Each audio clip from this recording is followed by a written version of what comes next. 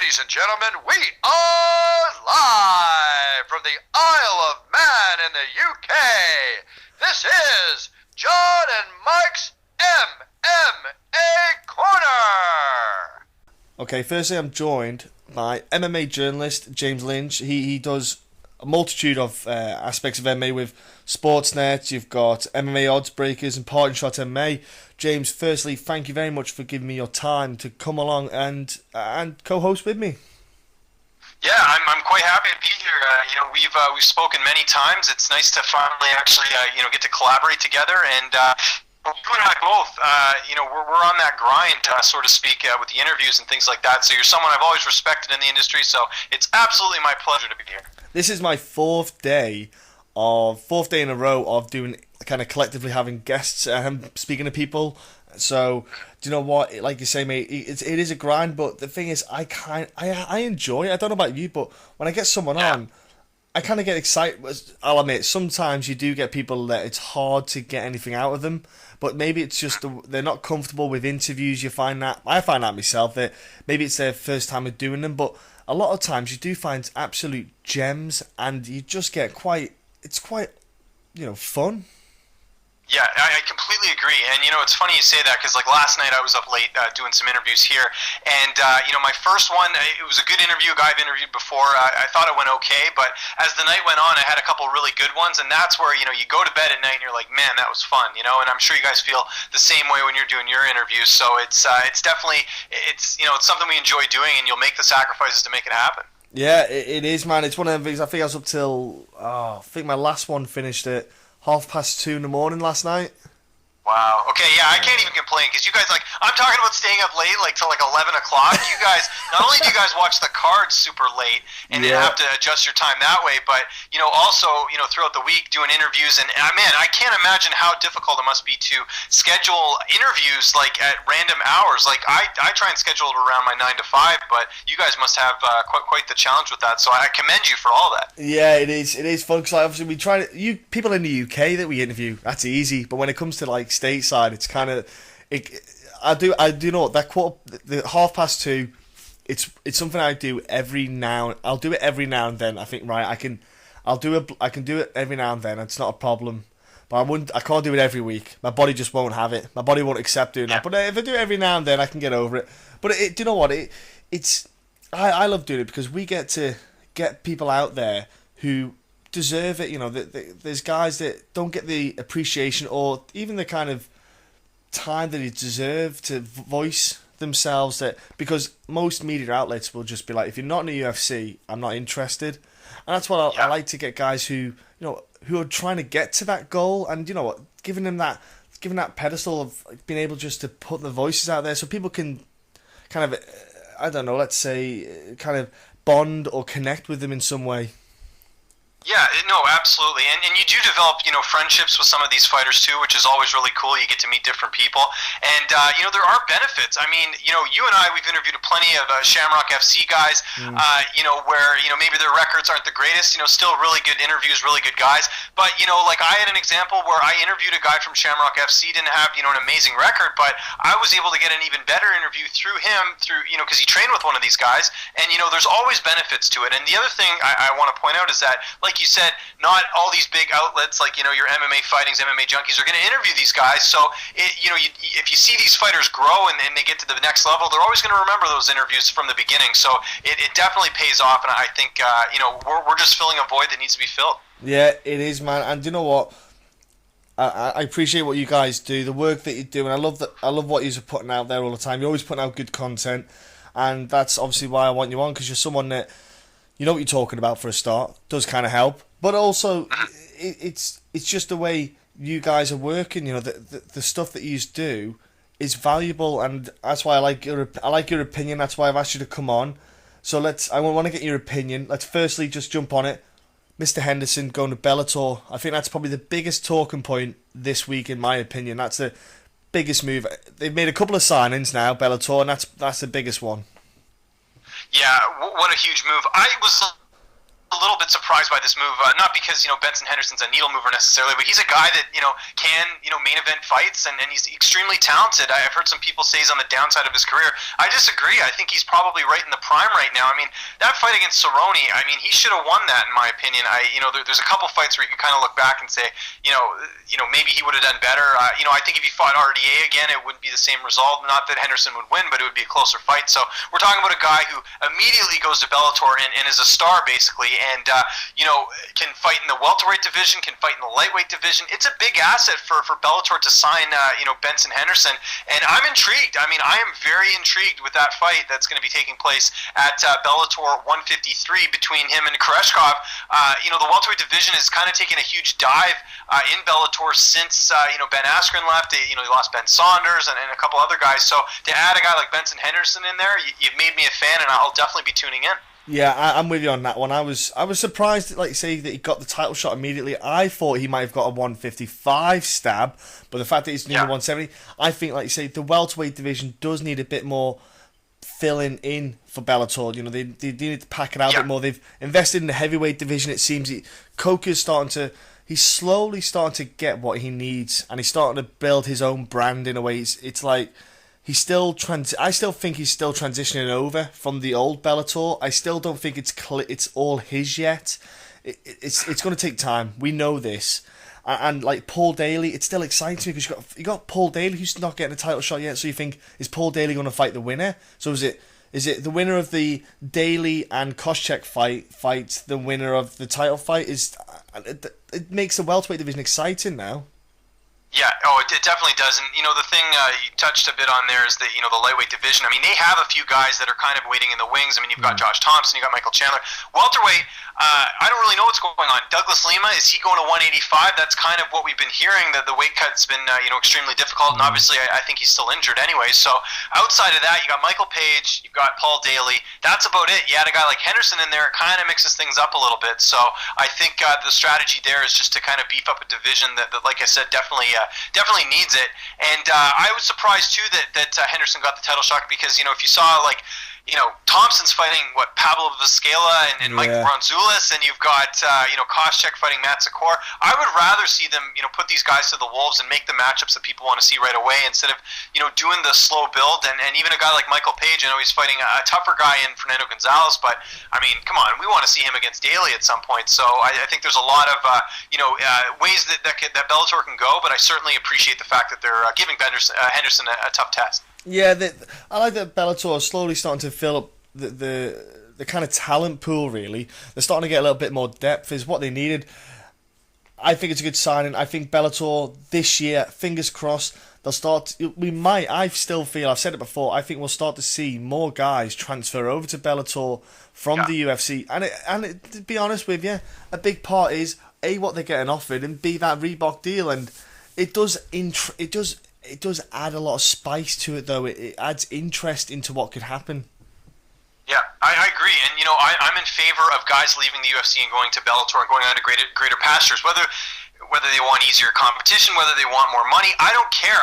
For me, it's more exciting. I mean, would you rather see Benson Henderson? Let's say Benson Henderson, loses a fight or two, and he's on the prelims and he's on Fight Pass. Are you that excited to see him on the prelims, or would you be more excited if he was in the main event of a Bellator card? For these fighters, the exposure can be so much better sometimes if you go to another organization, because you're the big fish there. And I think the spotlight is more on those types of fighters, and they don't sort of fall into obscurity like some other fighters. Prime example, like you look at a guy like Jim Miller, who's kind of bounced around between wins and losses. He's been on the prelims a lot, but he's an exciting guy. Now, you put Jim Miller in Bellator, all of a sudden in a co-main event, I think you're a lot more intrigued to see him fight. So I'm in favor of guys, the fighters kind of spreading the wealth a little bit, so to speak, in other organizations. And I'm the type of guy who would watch more if a guy's in a co-main event or main event than he is on the prelims. Yeah, I'm with you on the Jim Miller side of things. Well, I love him. I love Jim Miller. Such a good fighter. But he's one of them ones. He's been seriously lacking consistency his last few fights.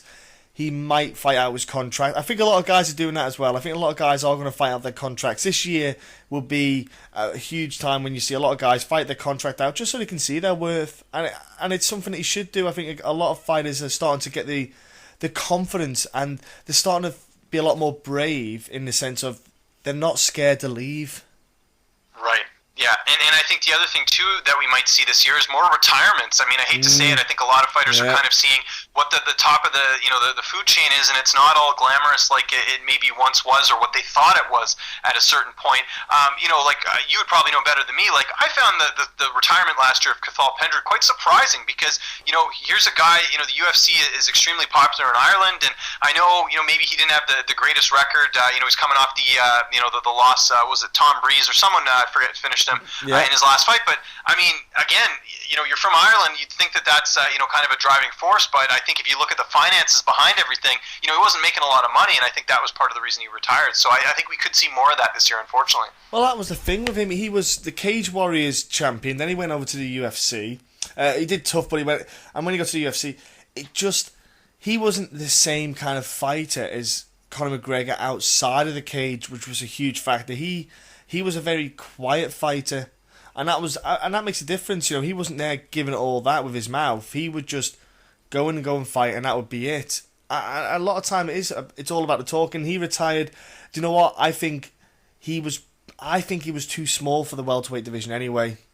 He didn't cut an awful lot of weight, and when he went in there, when Breeze just went through him like a hot knife through butter, it was just devastating to watch him get. He just got mauled. He got absolutely crushed in him, and like he said, their will, and he just probably thought, is it worth the money to have this done? Is probably what he was thinking in the end day, and a lot of fighters will start to do that, and you're right. It isn't glitz and glam. The money isn't super. It isn't great. It only is if you're at the very, very top, and it's a shame really because these guys, they put in. I when I had a fight, I put 6 week fight camp in. Sorry, spit the words out. And do you know what? I am absolutely exhausted some days. I'm physically drawn out, and then to go and fight for pittance, really, it's almost disrespectful to what I'm doing. But there's no way of getting the money up. That's the problem. Yeah. I agree, and that's why one thing you'll never see me do is disrespect fighters on social media or things like that and say this guy sucks, because you know what? It takes a special type of person to be a fighter. It's not a sport where you're going to make a lot of money. It's a passion sport as much as the UFC. The head people like Lorenzo and Dana want to tell you it's a worldwide sport and that it's thriving. They're the side of it that, I mean, what other professional sport are you seeing guys take part-time, having full-time jobs on top of fighting when they're in the UFC? I mean, it's unheard of. So I have a tremendous amount of respect for the athletes, and I think that's one of the reasons I like doing this, because I think their stories are very interesting, and people that are really living life and pushing it to the limit as far as being able to balance everything, because it's very difficult. Oh well, Neil Seery is a good example. He's such a gentleman. I sat down with Neil Seery, and he's such a nice guy to chat to. He works full-time hours like a normal man, like a normal day job, and trains, and then he fights in the UFC as well, and he's not doing too bad. Exactly, and he's making it work, and other guys, maybe they're going all in and trying to make it work as well too. But everyone's got a different story, and I think it's looking at it from the outside in, I think you have to have sort of a backup plan, because if you don't, I mean, it can be pretty rough, and then you add in the brain damage. It can be a very brutal sport, and we've seen that with some guys, post retirement or post UFC career, not live such glamorous lives. So it's kind of a cautionary tale for other fighters. I thought was it Coleman who sold his Pride trophies off the top of my head because he was short of funds. You just think to yourself, you think Mark Coleman, who was Mr. Ground and Pound, who to us is like a legend in the sport in our eyes, but in the grand scheme of thing of the world, he's just an old guy who wrestled and had a few fights. That's it. Like, he's no one to the rest of the world, but to us, he's this phenom, and he had to sell these basic accolades that he won to make ends meet. Yeah, definitely, and it's again just shows kind of the dedication that these guys put into the sport, and I think it's it's remarkable that some of these guys are still keep plugging away, and I think that a guy like Coleman, I mean, it's very unfortunate to see his post-retirement, and even someone like Gary Goodridge. I mean, up here in Canada, I don't know if you saw that story on Access TV. Just devastating to see what he's dealing with, and I hate to say it, we're probably going to see more cases like that later on. But it's kind of the dark side of the sport that I think is going to be kind of more prevalent. I think once the sport sort of evolves a bit more. I love Gary Goodridge. Had him on the podcast. just such an absolute gent of a man. Really funny as well. Just a nice, absolute gent he is. Yeah. No, he's great, and I've seen him at all the shows, actually. Like at Bellator, we saw him, and because they did a couple Bellator shows up here, so he always goes to that, because I believe he actually lives in Barrie, which is just kind of close to where the Bellator fights used to be up at Casino Rama, and, you see him here and there. Like, I saw him, I think, at one of the UFCs as well, too, so, he's making the rounds, but, yeah, just unfortunate what he has to deal with on a day-to-day basis, so, not everyone, can be like Josh Koscheck and make good business investments, yeah. Probably, there's a few guys that are quite well. I shouldn't say Koscheck because he's actually not retired, but you look at someone like I don't know, like Chuck Liddell or someone, got a job with the UFC. Yeah. Very rare circumstance, but he's still making it work. Well, that's the thing. Yeah, there isn't always going to be a job to work on the panel at Fox or work in the background in the UFC. There's not always going to be that option there for fighters. But speaking of Canada, why on earth are you guys not getting any decent fight cards for the UFC? Because it blows my mind to think that you guys held that massive card with GSP and Jake Shields, and it feels like you've been just abandoned. It feels like the UFC just went, nah, we don't need Canada, and the market for Canada is fantastic. Yeah, it is. And, the thing is, and people will look at some of the other, the cards that we've had recently where they're like, oh, the attendance wasn't there. I mean, those weren't strong cards, and I think for the UFC to try and make it become a pay-per-view was a really tough sell. Nothing against Demetrius Johnson, but, I think we've seen not just in Canada, but also in the States that he's not much of a draw, very talented, but that doesn't mean he's going to be a big draw. It's a combination of things. I think it's, we have a lot of issues here with our commissions. I'm out here in Toronto, Ontario, Canada, and I know our commission here is just awful to the point of where there aren't even any local shows because there's just so much corruption and so many issues that that goes into putting on a show. So that you've got the fact that there isn't a lot of sort of fighters to rave about, so to speak, out here in Canada. I mean, you've got Patrick Cote and Misha Serkinov's up fighting this weekend, so he's a guy as well too that maybe could come on the come up.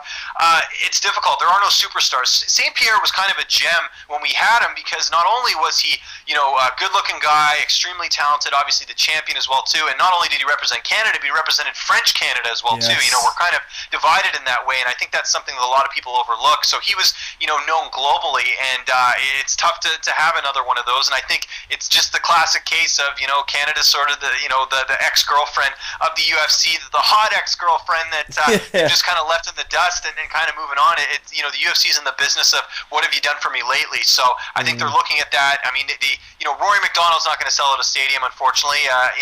It's kind of just is what it is.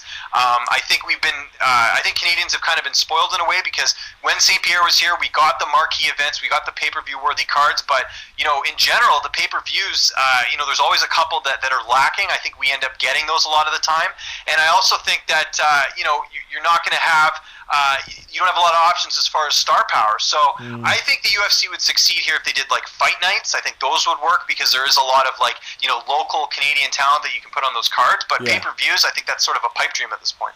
Well, with the pay-per-views, I knew how big they were. That was thing. Like maybe it is because of George St. Pierre, but I feel like you say, it's almost like they've just forgotten and abandoned Canada, and you think, I agree. If you don't tap into that market, it sounds daft, but you need to keep that market going because you'll get people who want to get in the UFC who are training in Canada in MMA, and that little going to watch a show helps that pipe dream, helps that dream of being, oh wow, I'm on the regional scene at the moment. I go to a UFC event, I get to watch it, see what it's like, and little things like that inspire fighters to get into the UFC, and I think it's a huge thing. I don't know why they've not went there. I think they could do a pay-per-view there, in my opinion. I think if Rory McDonald got another shot at the title and you had Rory McDonald, Robbie Lawler 2, there would be, I'd tell you, if you did a pay-per-view there in Canada, that would sell. Oh, that absolutely was. I think that's the only fight you can do, though. I mean, maybe you could do a Rory Lombard type fight that might do well as well too. But the other issue is just the fact that I think the UFC is just kind of not really giving Canada the love it used to get. Tom Wright, who's the UFC Canada president, really kind of quiet. I mean, here we are in February. We don't have any clue if there's going to even be any cards. We keep hearing there is, but there's nothing confirmed. And he's also managing the Australia, sector of the UFC as well too. So how can you be 100% focused on Canada if you're trying to do double duty? I know a guy who actually works for the UFC, one of their communications guys, and he's going to Australia all the time. And I'm thinking, are you guys working at all to get anything done here? It seems like we got this Australia card coming up with Frank Mir and Mark Hunt, but what's going on in Canada? We need to be, one other thing I wanted to point out. Last weekend I was at the boxing fight between John Pascal and Sergei Kovalev, and I'm in the Bell Center, and the year before I'm at the Bell Center as well for UFC 186 with Johnson and Horiguchi, and it was a massive difference. And you know what it is? It's the fact that Montreal, they showed up when St. Pierre was there. They showed up and made it sort of a destination for the UFC, and you just look at the boxing, like they're putting on a good card. That the people are coming out, like that place was just booming. When Pascal came out, I haven't heard a roar like that since St. Pierre was there. So obviously people will come out if you give them the proper card. And I think Montreal could be a destination, but the UFC for whatever reason just doesn't want to put on something quality. You're not going to see like a Luke Rockhold and Chris Weidman in Montreal because the UFC just feels that they can just do it in Vegas, and that's unfortunate. And it's all about money. That's the sad thing about it with Vegas. It's all about the money. Do you know what I think? I think you could do a Rockhold and Weidman in Canada. There would be nothing. I tell you what, that would be an absolute sellout. Still, I think it's a great card. TriStar, I've got an absolute encyclopedia of fighters there. There's so many fighters there. It's unbelievable. I know a lot of them aren't Canadian, but they've got a lot of fighters there. They can pump out some names for you, even new signings. It's there. For example, they've just signed a guy called Demir Hadzovic to go on the Zagreb card. That guy is an absolute monster. Nice. It's always nice. Yeah. Sorry, go ahead. I tell you, watch out. I tell you, you can watch his fight. He fought for Cage Warriors, and when Cage Warriors went, he obviously had to go back to the regional scene in Europe. He's an absolute monster. At 155, he's an absolute. He's just a scary man.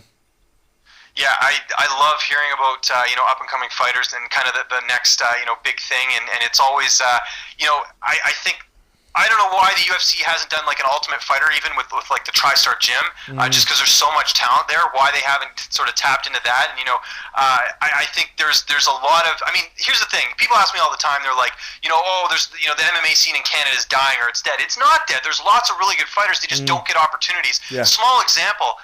Literally, Josh Hill. Remember him on The Ultimate Fighter? He's actually done quite well since he's left the show. He had that really close fight with Marlon Moraes. Actually, the only guy who's pushed Marlon Moraes to a decision and made it really competitive. And what's he doing? He's sitting in obscurity because World Series of Fighting, just for whatever reason, will not book this guy. I'd love to see him in the UFC. I'm not saying he's going to, make a bunch of waves, but there's a guy who's extremely talented. He's 13-1 and can't get a fight. So I think that the talent is definitely there. It's just a matter of the opportunity. He's not the only one though at World Series of Fighting who's trying to get a fight. It seems there's a lot of guys there who are signed up and they're just sitting there on the shelf and they're just basically losing out on their career because every quarter of the year that goes by, a fighter will look at that and go, "I've lost out on a fight."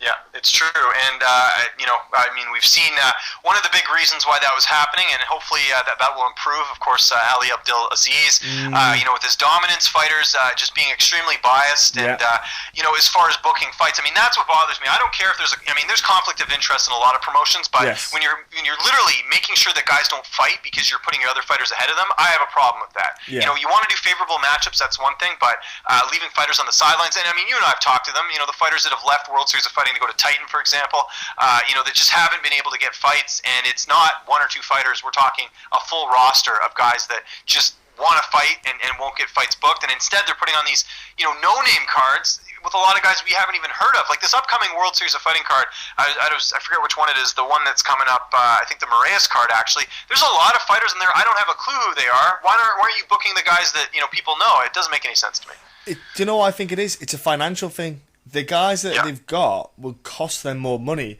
The guys that they're bringing in, there'll be guys that probably are on these like I've seen the payouts. They're like $1,000. They're on a bit of a financial. They're not financially stable still. World Series of Fighting. I know they're trying to clean themselves up, as you said. Removing Ali is a big factor in that. It gets like rid of a bit of a dirty stain on them, but they're still not kind of steady. That ship isn't steady yet. There's some financial woes about it in the background. I don't know what's going to come of it, but I think that's partly why we don't still see some of these great names. You had the John Fitch fight has changed. It's not Jake Shields now because Jake Shields had a dispute with a contract. Is that about money? I'd love to see Jake Shields go to Bellator with Scott Coker. They've done stuff before in the past together. I could probably see that happening. Yeah, I'd love to see that too. Shields, probably the most underrated welterweight fighter. A guy who I think, I know the price tag might have been too high for the UFC, but a guy who really should still be in the UFC. I mean, he had the loss to Lombard. He still holds a win over Damian Maia, which, Maia's, probably on the cusp of a title shot. And, Shields is out there, beating, lower tier guys. So, I hope Jake Shields goes to Bellator. Imagine him and Benson Henderson or him and Koreshkov. I'd love to watch that. Well, and the thing is, he could go to 185 as well, Jake Shields. Oh, yeah. And that's the other good thing. Again, it's another guy who's an option of 2 weight classes. It gives you more options. It gives the fans more options. It makes it more exciting. The fact that you can throw Benson Henderson and Jake Shields to 2 weight classes. It's a win-win. Yeah, no, it is, and Bellator's got to start strengthening some of those divisions. I mean, we all know the divisions that they have that are quite strong, but middleweight's one that they've kind of neglected over the last couple of years. Yeah.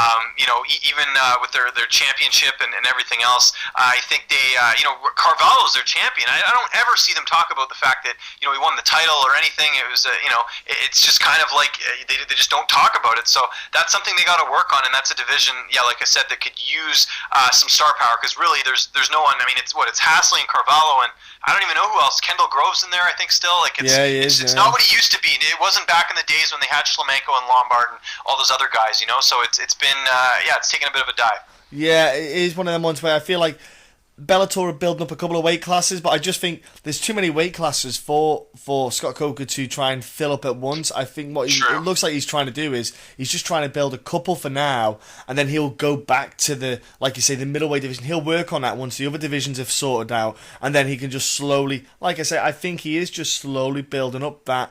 I won't say strike force roster, but it's like he's trying to build up like a strike force again. He's trying to get his own guys in that he wants in. And I think we're going to see some good signings this year. I think he's going to bring in some names that will, excite us, especially because he's coming away. He's coming to Europe.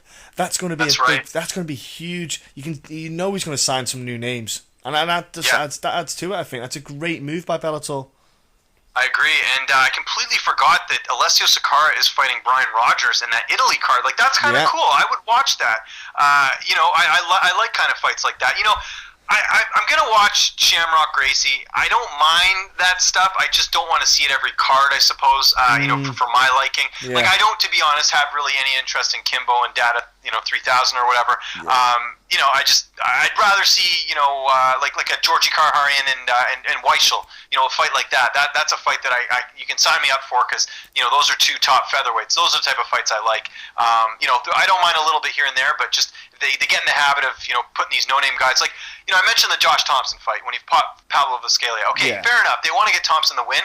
Give him someone at least noteworthy. I mean, he's at the later stages in his career. I know nothing about Pablo Viscalia other than, Bobby Cooper beat him in Bellator. That's all I know about him. So I'd like to see more sort of, marquee fights. That's kind of what I'm asking for. And Josh is no slouch. He is a tough guy to beat. It's not like it's a risk to put him in there against a guy who's got a good kind of credentials of his own. Like Josh can handle himself really well, and like you say, as he's at the latter stages, Josh might only have maybe 2 more years of fight, and that's if he's injury free as well.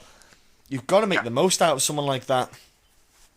I agree. I completely agree, and I think it's something that you're right. It's going to take time to build, and I think it's something that we certainly have to keep our eye on as far as where the promotion's going to go. And the good thing for Coker is he's got a nice backing with Viacom, so things can get very interesting. And we saw that this week with Henderson and also Haratonov signing. Yeah, I love the fact that he's bulking up that heavyweight division,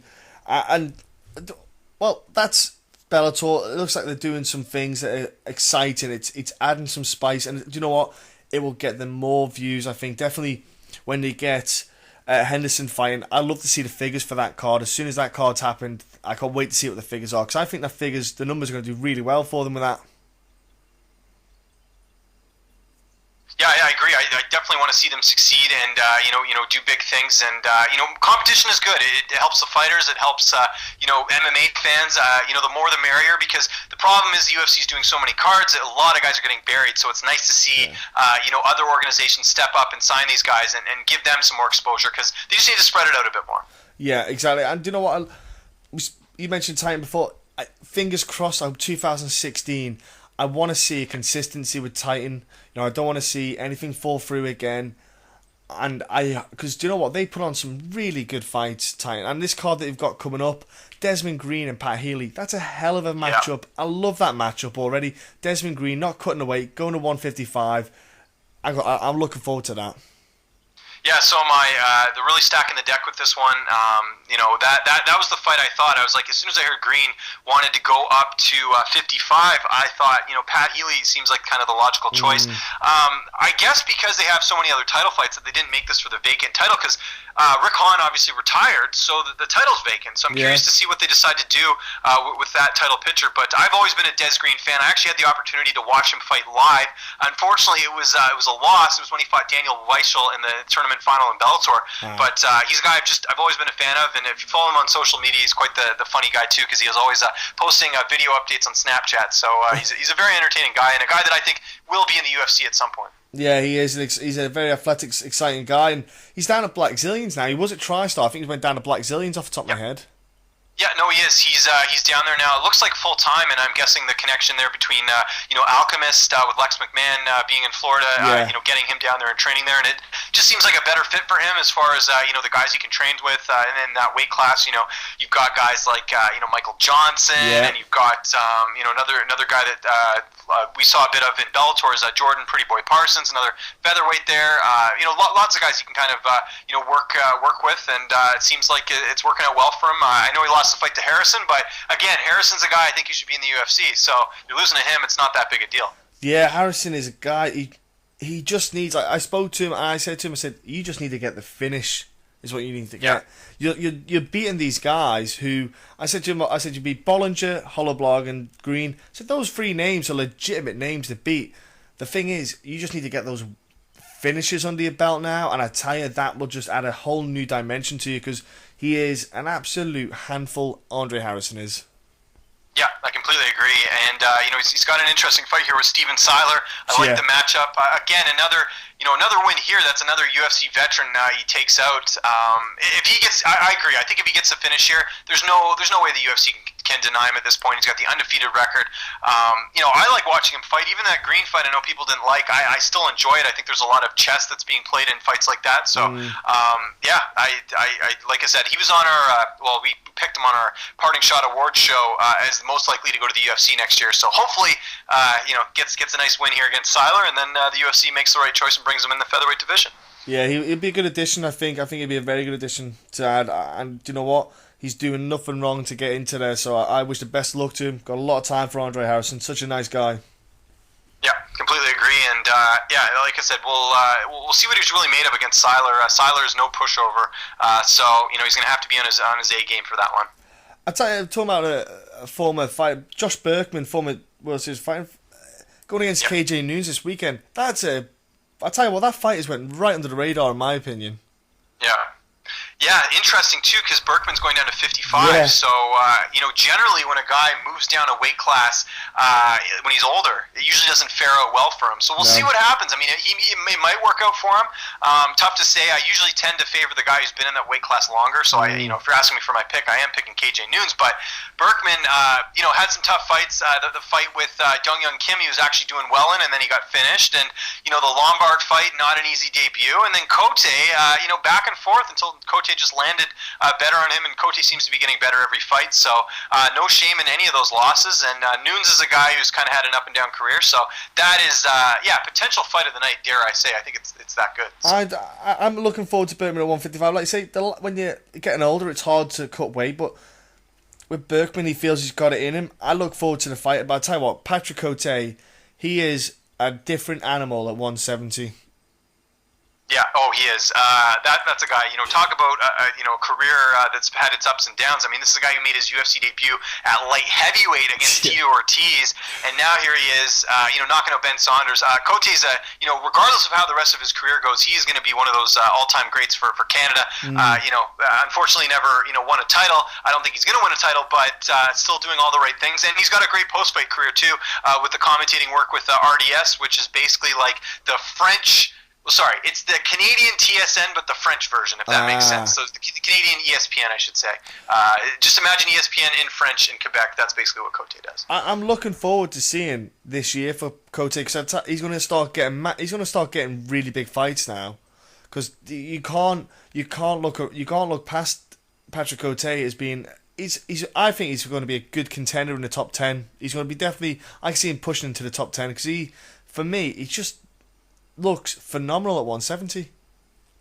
Yes, he does, and that all the credit I guess goes to his conditioning and his diet and everything, and it's translated well. I mean, there was a point. I mean, do you remember this when he was on the Ultimate Fighter coaching again opposite Kyle Noak, and everyone picked Kyle Noak, and Cote out-wrestled him, and that's something we haven't seen in his career.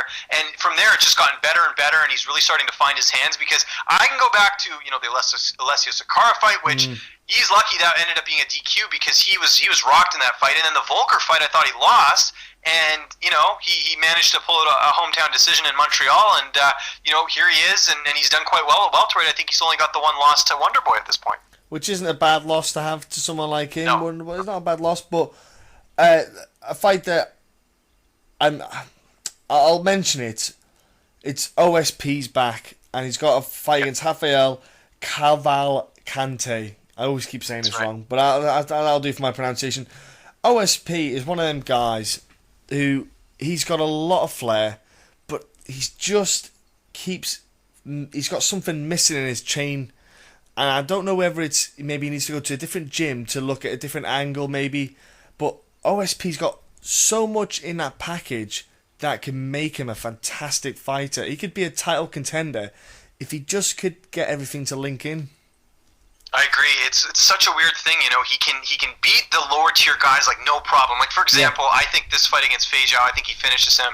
I think he's gonna have another incredible performance here. Again, could be wrong here, but history has told us that anytime he fights a guy that's not in the top 5 or whatever, he usually does quite well. I mean, Pat Cummins. You look at the fight with Shogun where he finished him. I mean, those are fights that he does quite well in. It's the fights against your Ryan Baders and your Glover Teixeiras that he can't seem to get over the hump. And I'm with you. It's the talent is there. I just think sometimes you got to go to your comfort zone and find a gym that's really going to kind of elevate you to that next level. Another guy I'd kind of put in that category too. Just don't want to go too much off topic. Is Gegard Mousasi? You know how frustrating it is to be a fan of this guy when he just refuses to train in the U.S. It's the worst. Talent's there, but just doesn't want to get out of his comfort zone. That's what it appears on the outside to me. I'm with you as well. Do you know what? He is one of them guys. When he is on point, he is one monster. He is an absolute monster. But then he just can't keep it up all the time. And I'm thinking, why is that? What is he missing? Can he not? Because he could be an absolute killer any day of the week. But sometimes it's just not hit. He just doesn't turn up. Yeah, I agree, and I'm kind of, I think, in OSP's case, I think he wins here, but where does he go from here? He's going to have to fight someone, higher at some point.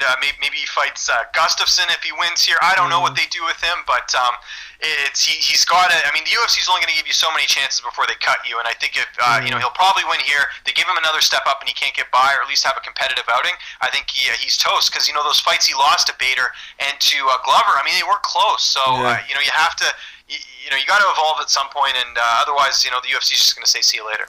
I wouldn't mind OSP Jimmy Manuwa, maybe. Yeah, sign me up for that too. That's another one where it'd be interesting to see, kind of where both guys fit, so to speak. Manuwa's a guy, kind of plagued by injuries, unfortunately, but still has some talent there. That's that's an excellent fight, actually. Kudos to you.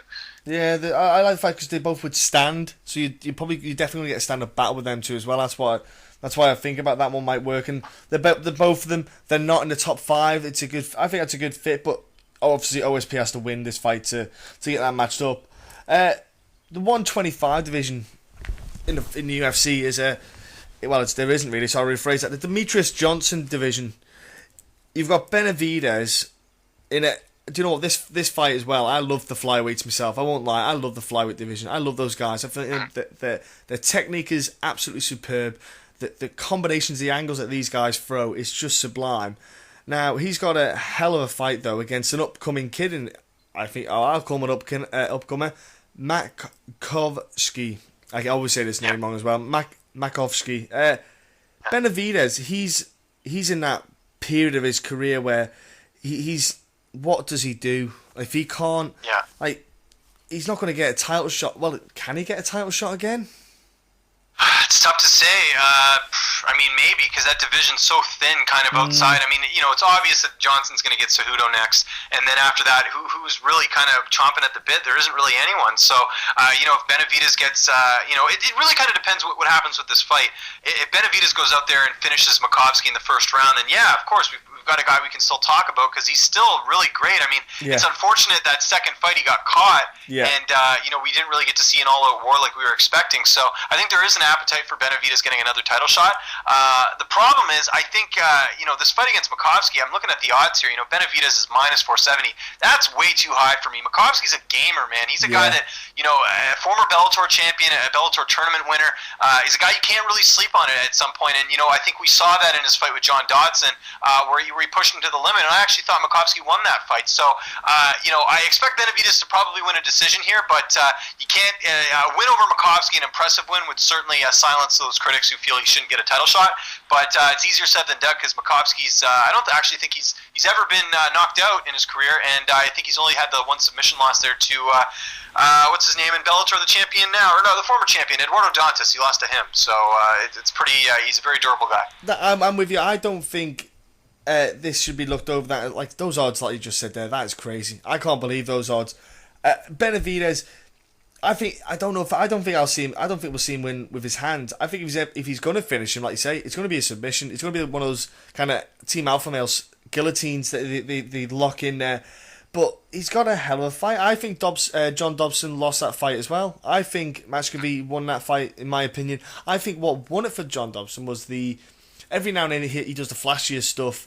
And judges, they're not the best. Not all judges are the best educated.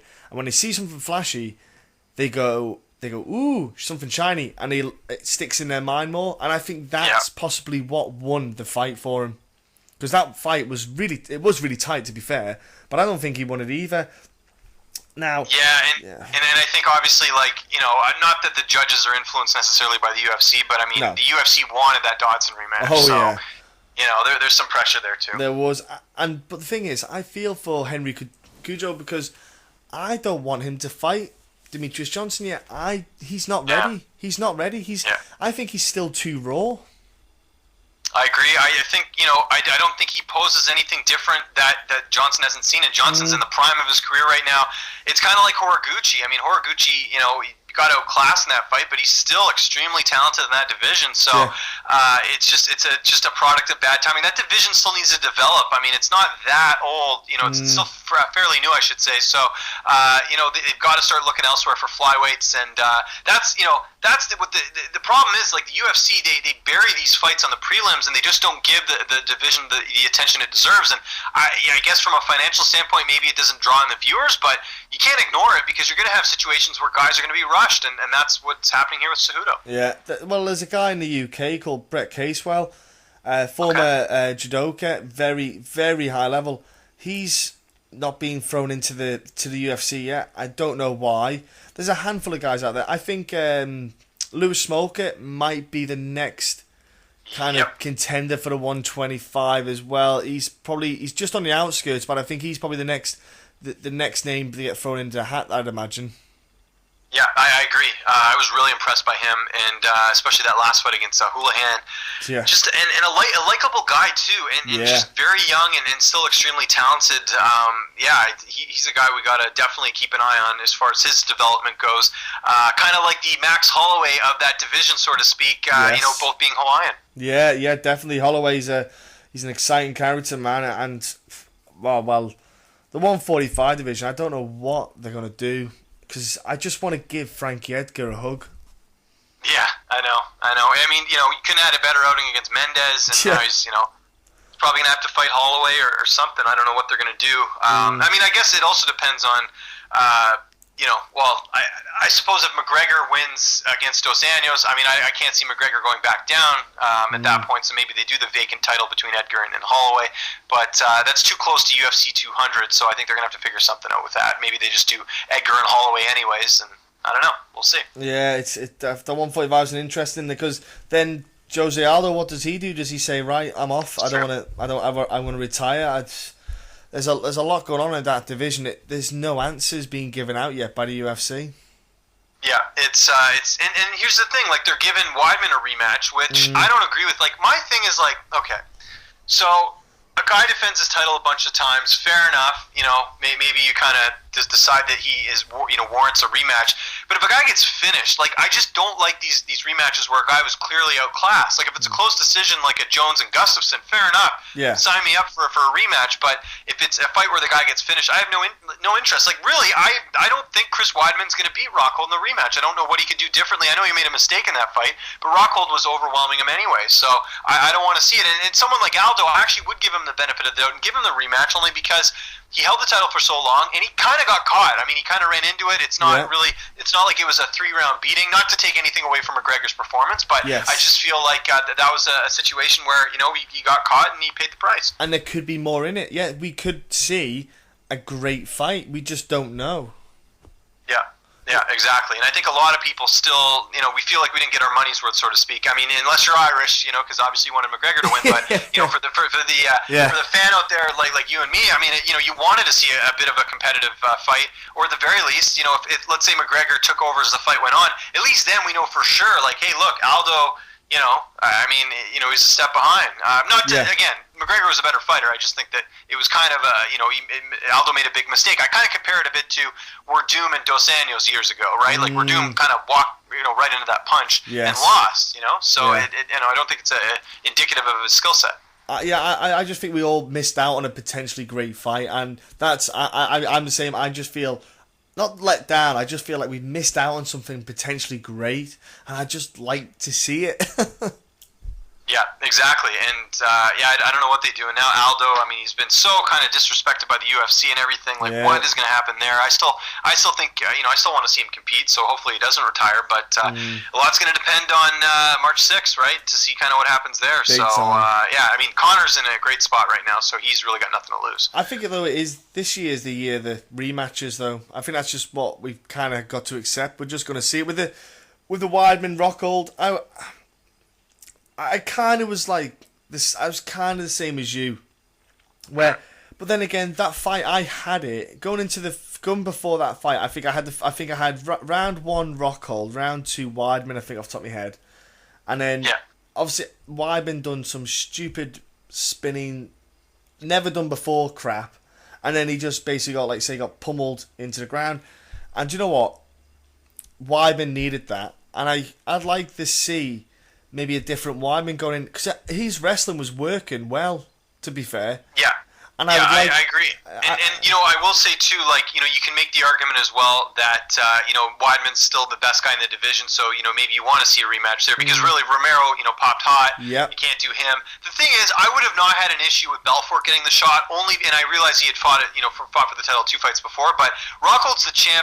He should be allowed to avenge a loss if he wanted to avenge one. So I would have had no problem with Rockhold, beating up Belfort. I guess that would have been a nice option. Or they could have given it to Jacare, done that rematch. I would have been fine with that too. But you know what? This is the fight we get. The thing is, though, if Weidman loses again, then what happens to him? It's 2 losses in a row. Like that's kind of the dagger, so to speak, the other end of the sword when it comes to these rematches, right? They look at Gustafsson right now. Like he's I mean, he's lost a couple now, so it's difficult. A little bit of different circumstance, but you kind of see what I'm saying. Like Rich Franklin zone, he's lost the title shot. So. Well, that's the problem with the middleweight division. Because Romero popped hot, it threw everything up, and I think that's the reason why the rematch is being made. Because Romero popped hot. If Romero hadn't got popped, they would have thrown him in because they needed to. Obviously, Romero's only got so long because he's only he's 38, I think. So they know they can't. Delay his chance at a title shot. You've got, like you say, Belfort. I think he'll just get absolutely cremated by Rockhold simply because it's not the same Belfort anymore. Nope. Yeah. Jacare, I would like to have seen that, but the problem was he lost to Romero. It was an absolute stinker of a fight. I had that fight down for probably being one of the best fights of the year. It was an absolute stinker. I think everyone was gutted when that. Everyone was probably sitting there going, "Is this really happening?" But they just. It is the top 5 in the middleweight division's a bit stuck. Tim Kennedy's off to go and serve for the US forces. You're like, do you know what? I wouldn't mind Tim Kennedy coming back. Yeah. Oh, yeah. I'd love to see Kennedy, get a marquee fight there, and yeah, it's the division, like you said, it's kind of going through a transition period right now. And then you've got like these fringe guys, like like Bisping and Silva, and there's a lot. I mean, who knows? There's lots of stuff that could happen as in the next year. I mean, things can always change. Just look at last year. The champions at the beginning of the year to the end of the year. I mean, obviously anything can happen in MMA, as they say. So. Oh, it's crazy, friend. It's crazy. Main event though. Do you know what? I'm picking Thompson in this fight, even though Hendrick's conditioning is very good with the help of nutrition. I'm picking Thompson. The reason why I'm picking Thompson for this main event is the fact that it's a big cage. Now, Hendricks is the wrestler. He likes to close him. He'll want to close Thompson down, but Thompson has that space to move around in that he needs with his style of fighting.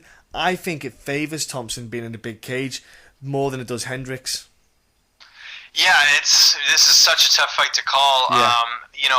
That is certainly something that could happen. I mean, I could see. I mean, I'm kind of just thinking of this fight, how it could kind of unfold. I mean, there's definitely a scenario where Hendricks could struggle with the kicks, could struggle with the height and reach, and Thompson being able to just kind of pick his shots and kind of go at will.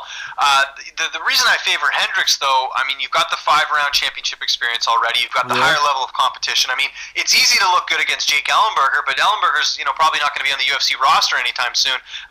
Depending on what they decide to do with him. And Thompson's been fairly inactive with injuries and things along those lines. Hendricks has been far more active. So I think what Hendricks can do is kind of get within range. Use his wrestling, maybe do some ground and pound if he's able to get it to the ground, or just kind of. Just basically do what he did in the Matt Brown fight, which is neutralize the stand-up. Yeah. And I look at the fact that Hendricks is. Lighter. I mean, I think we're going to see a much better fighter than even we saw in the Robbie Lawler and George St. Pierre fights. I mean, if he's not doing extreme weight cutting, that will play a big difference here in the matchup. So that's something to consider. But man, it's a tough fight to call. I think Hendricks wins the decision, but this could be Stephen Thompson's coming out party. Because again, it's one of those situations where is Thompson really that good, or is it just the fact he's been fighting competition that he should be beating? It's difficult because Hendricks just fought the gauntlet, right? So. Oh yeah, but that's the thing with the welterweight division. Me and Mike sit there and we go through the division sometimes, and you think the welterweight division, it just doesn't. When you get to the top 10, even the top 15, to be fair, it doesn't get easy. There's no, I won't fight him, but I'll fight him. Each fight has got its own horrible kind of answer. You think, there's Hector Lombard. I won't fight him. I'll go for Damian. No, I won't fight Damian Maia. No, I'll go with. And it just there's no easy name. Yeah, I agree. I mean, especially now you're getting unless you're what's his name, Neil Magny, and then you've kind of had just and nothing against him at all. I just think it's it's kind of had some opponents that have kind of been a bit favorable towards him. But I think you're right. In general, you're going to fight killers the more you move up. So it's not easy for anyone. I like this fight because. Let's say Hendricks does go out there and win a decision, we're going to know a lot about Stephen Thompson regardless. So, and if Thompson wins, then, hey, you've got a new star at 170 and, just really open the division wide up. So we'll see what's happening. I'm glad, though, that, Hendricks is light in weight. I think what Lou's doing is great. You and I, both of us spoken to him. He's, seems to have a good philosophy. I like the fact that he's, doing the weight management thing and not the extreme weight cutting thing, which is what Mike Dolce was doing. So, and we're seeing a lot of changes in weight classes and things like that as far as other commissions, and I think they're getting away from these extreme weight cuts, and I think that we're going to see a better athlete in the cage when that happens. Yeah, I was thinking that as well. We will see better athletes, and we'll see them perform better because they're not having to try and rehydrate in that short period of time, which they just could never do, and they do flag off in the latter rounds. I think Hendricks, like you said, if he can do what he did against Matt Brown, which was go back to the old school Johnny Hendricks, because he started to use his hands too much and stay up on the feet too much, and I was like, look, you're great at wrestling, just do what's great. And And if you want to strike every now and then, that's fine. But he, like in the Robbie Lawler fight, I just could not get my head. He just constantly wanted to stand up, and I thought, I know Robbie's got a good. Robbie's got a good takedown defense. Don't get me wrong, but you should be trying every round. You should be trying to get him down and use your wrestling all the time. And he did. He went back to it against Matt Brown, which was the best thing he's done. And he might do it again now. He might have realised that. Yeah, and something I thought, I don't know if you caught the countdown show or whatever, the Road to the Octagon or whatever they call it. I always get confused with what it is these days. But Hendricks made the good comparison, from this fight to the Carlos Condit fight, and that's a fight we often forget about. But that was, Condit, similar build, also likes using the leg kicks. Hendricks was able to neutralize him. So that's another fight where I think kind of plays more to what if Johnny's going to win this fight, that might be the route he goes. So we'll see. But great fight.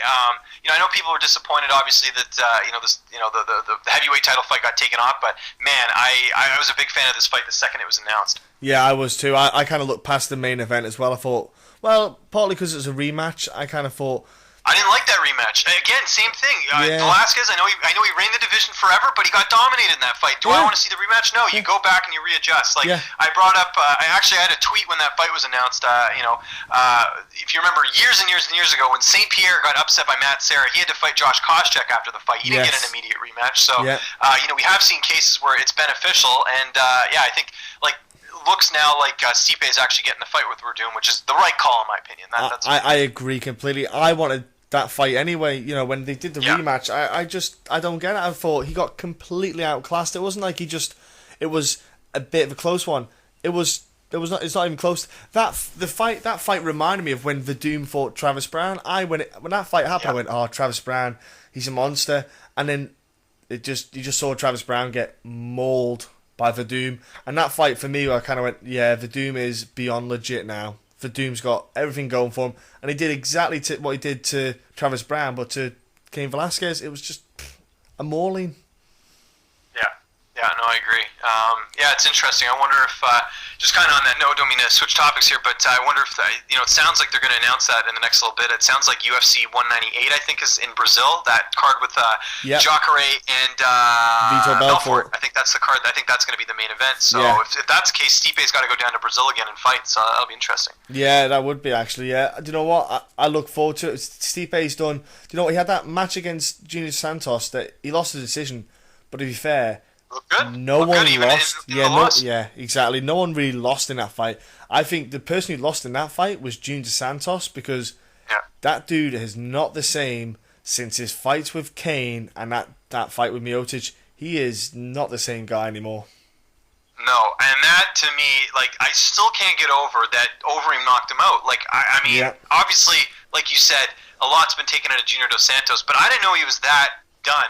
And again, not taking anything away from Overeem, but I mean, that when that fight was made years ago, I don't think anyone, most people figured that Overeem was going to get knocked out in that fight. So it's especially remember when he lost to Brown and to Rothwell. It looked like Overeem was going to be out of the UFC, and here he is. Again on the cusp of a title shot. So, it's just. I mean, we see that. Fans love these, all-out wars, but it takes years off your life. Just look at Diego Sanchez. Oh yeah, and he's going back to 155 as well because it just didn't. The 145 wasn't for him. Yeah, exactly, and again, look at the blueprint. Name me a fighter who's older, who's gone down a weight class and has been successful. You can't find any really. No. Unless you're going maybe heavyweight to light heavyweight or something, but it never works out. If anything, these guys move up and find more success. Like Ed Herman, when he knocked out Boach. I mean, some of these guys just they're starting to see that maybe it is better not to get so dehydrated and be more susceptible to the knockout. I'd tell you one person who's probably wanting to go. He'll probably go back to heavyweight. Maybe is Daniel Cormier because John Jones is coming to get his belt back in April. Yeah, that's a good point. I actually said if Rumble would have lost last week, he might have entertained heavyweight as well too, because then that's 2 failed bids of the title. But Cormier, I had. Well, unless he just says, "Hey, I'm done. I've kind of done what I ever," because he's up there. A lot of people forget that Cormier is close to his 40s. So, he was kind of a late bloomer in the sport. So, but I mean, I'd love for him to go up to heavyweight and get revenge. And poor Cain's.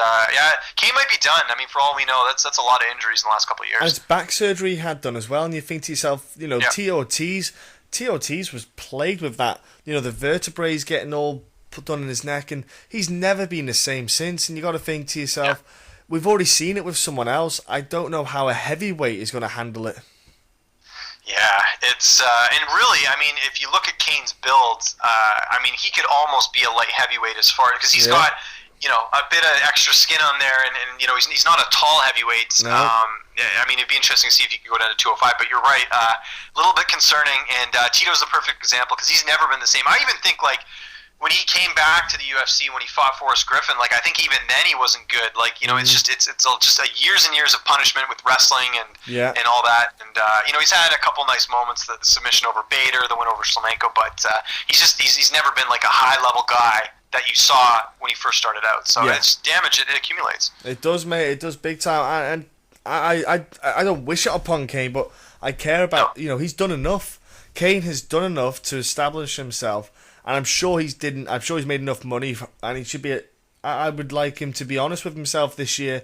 You know, see how his body is, because if he goes. Daniel Cormier probably will jump back up. He'll jump back up at a heartbeat to go up at heavyweight and fight a couple of times, because he'll have a stab at that title for sure. Yeah, I agree. It's I think you know, as far as that division goes, it's Werdum's right now, and then from there, it's kind of anyone's. I mean, at some point, Werdum's going to have to, you know, call it quits because he's also getting up there in age. So, you know, it's interesting, you know, kind of see how this will unfold in the next little bit. We might see John Jones actually go to heavyweight as well. You never know. That's true. Probably actually will see him go to heavyweight, and he looks a monster at the moment. He's an absolute scary man. Yeah, and to think, you know, he supposedly didn't train that much and everything else. Like, you know, it's tough to say. So. It is, my friend. Look, James, I'm going to let you go. I'm going to thank you for your time, firstly. But before you shoot off, give everyone a little mention of your social media stuff so they can jump on. Not just your personal one, but you know the sites that you do the work for and stuff as well. I will, but first I got to thank you for having me on the show. This is a lot of fun. I'd love to do it again. And like I said, I'm getting you on my show quite soon. We'll figure out time and dates and all that stuff because certainly a big fan of what you guys are doing. Your audience can follow me on Twitter. That's the best way to get a hold of me, at Lynch on Sports. That's LYNCH on Sports, all one word. You can check out my work on MMAOddsbreaker.com as well as Sportsnet.ca. And you can always check out my video interviews that I do, YouTube.com/Lynch on Sports. John, I really appreciate the time. No, honestly, James, it's been an absolute pleasure having you on, my friend. Honestly, I've really enjoyed this, and I really cannot wait to have you back on again. And yeah, ladies and gentlemen, jump on his social media stuff. I already follow him anyway, so I can't do that again. But I subscribe to his YouTube channel as well on my personal YouTube stuff as well. So look, jump on. I can vouch for him. He knows what he's doing. He knows he's got some good work out there. He's got some good stuff you can jump on to follow. And James, look, have a great weekend. Enjoy yourself. Enjoy the fights. And I will speak to you on social media anyway. Sounds good, man. Appreciate it.